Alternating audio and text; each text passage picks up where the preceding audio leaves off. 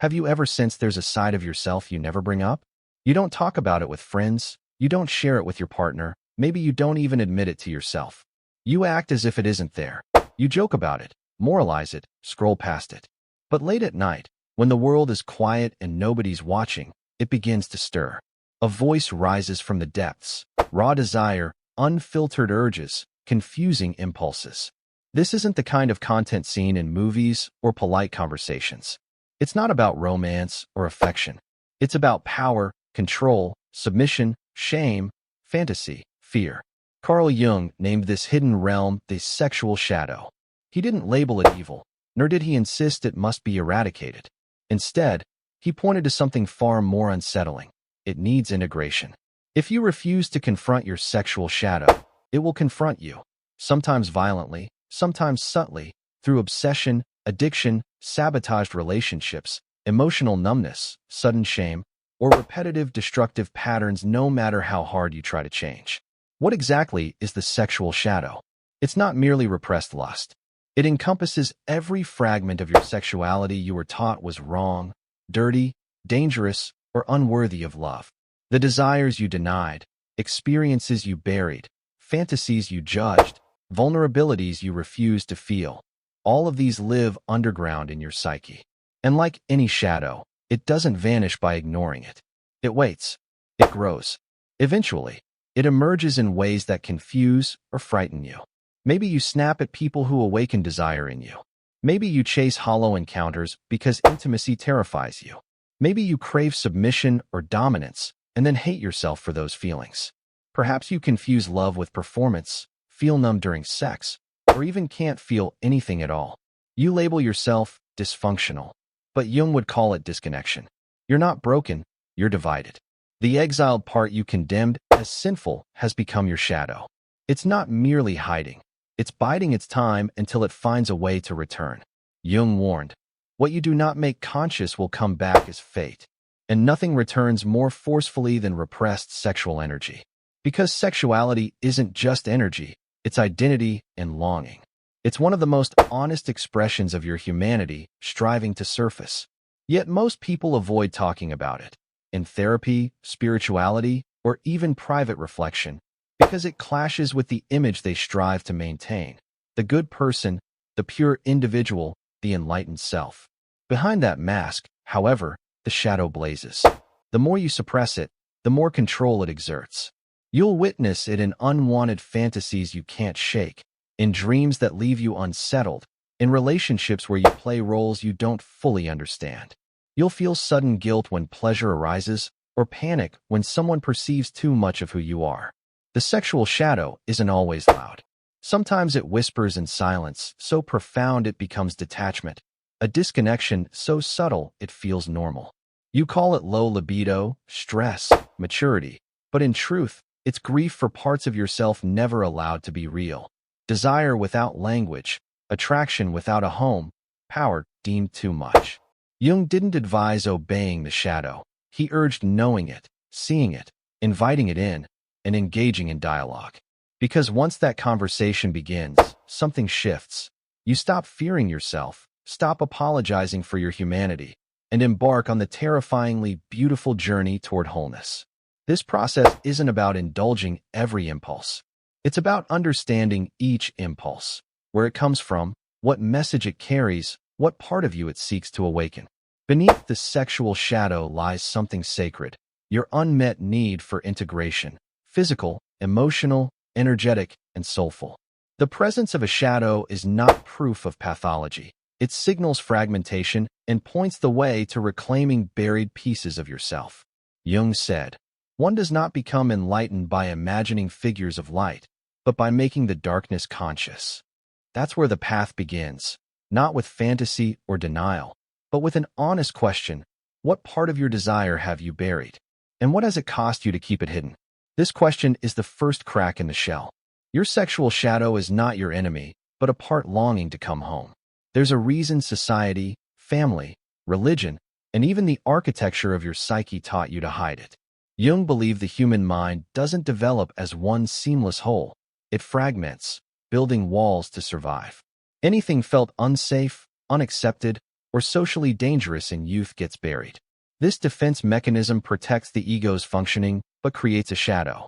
When it comes to sexuality, this fragmentation can be especially violent and early. Desire isn't just physical. It involves instinct, expression, vulnerability, control. A child's first powerful, unnamed feelings, if met with shame, punishment, or silence, get cut off. That part of me is labeled unsafe or bad and banished. Yet what's hidden mutates rather than disappearing. Jung warned that what's buried in the unconscious surfaces eventually, but not in its original form. It returns as fear, compulsion, projection. The unconscious defies logic, speaking in symbols through attraction, revulsion, fantasy, discomfort. It projects unowned sexual energy onto others. You become obsessed with people embodying disowned parts of you. Judge them, desire them, resent them, try to save them, but you're chasing your own missing self. This is the trap of projection. The psyche aims to complete itself through others. You think it's about them, but it's about you. The person you can't stop thinking about, the one you both desire and resent, the person you envy or shame in secret, they are mirrors.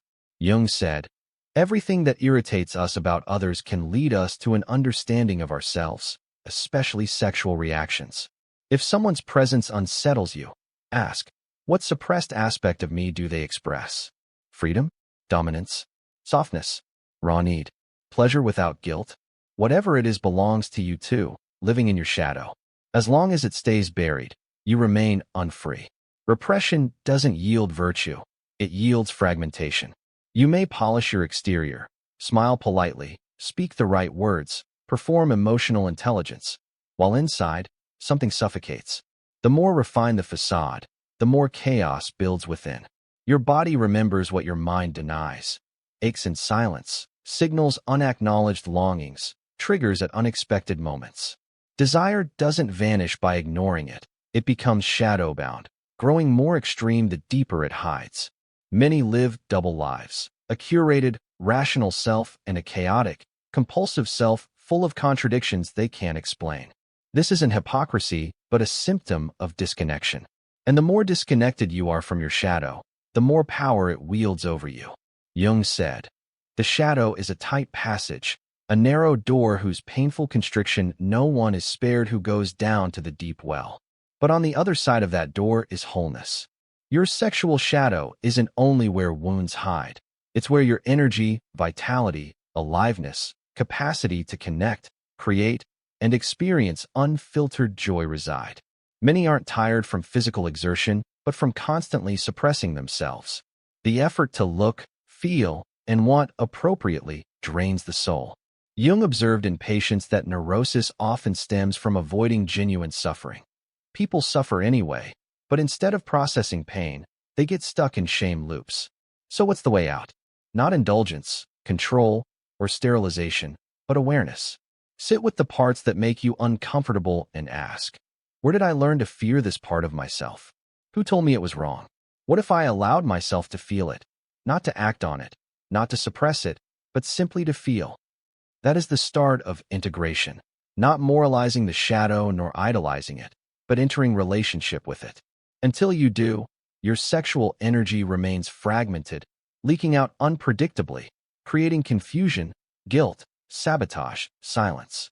Once you name it, understand it, bring it into consciousness, it transforms, from domination to agency, from performance to presence, from emptiness to embodiment. You no longer chase experiences to feel whole or suppress impulses for safety. Instead, you stand in your full being, raw, honest, integrated. Jung reminded that wholeness isn't perfection but union of opposites, and this union is crucial in how you experience desire.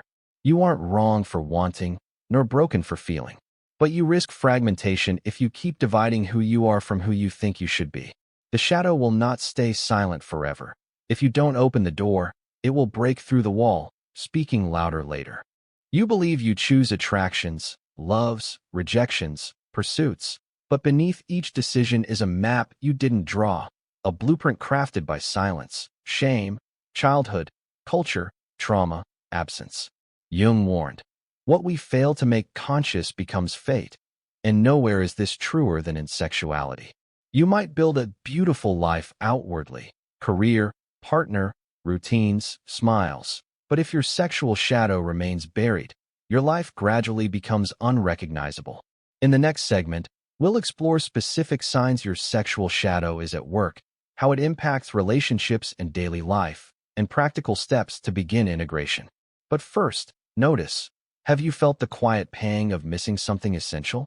Perhaps you wake up beside someone you don't truly feel, touch without presence, linger in relationships that numb you, and push away those that stir you too much. You might confuse safety with boredom or chase what wounds you while rejecting what heals you. If any of this resonates, you're witnessing the shadow's influence. And awareness is the first step toward reclaiming your wholeness. If you recognize that quiet pang of something missing, that low hum of dissatisfaction or repeating relationship patterns, now we dive deeper. How do you know your sexual shadow is influencing your life? In this segment, we'll explore specific signs in everyday experiences and relationships, then guide you toward the first steps of confrontation and integration. Have you noticed recurring themes in your intimate life? For example, you find yourself attracted to partners who trigger the same anxieties or fantasies, even when you consciously know they're not healthy. You swing between intense desire and sudden withdrawal, confusing yourself and your partner. You feel numb or disconnected during moments that should feel passionate, as if an invisible barrier prevents real presence. You catch yourself performing roles, good partner, perfect lover, or detached conqueror, rather than responding authentically to what's happening in the moment. You experience sudden shame or guilt right when pleasure arises, as if an internal alarm bell rings the moment you allow yourself to enjoy.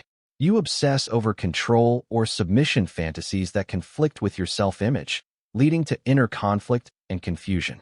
You project your unmet needs onto others, idealizing someone who embodies qualities you suppressed, or demonizing traits in them that secretly stir something within you. These patterns often feel normal or inevitable, so we dismiss them as quirks, stress, or just how I am. But Jung invites us to see them as messages from the shadow, urging us to pay attention. When you repeatedly chase experiences that leave you empty or reject connections that could heal you because they feel too much, your sexual shadow is at work. It shapes choices behind the scenes, guiding you toward or away from people and situations in service of buried material. Consider relationship dynamics.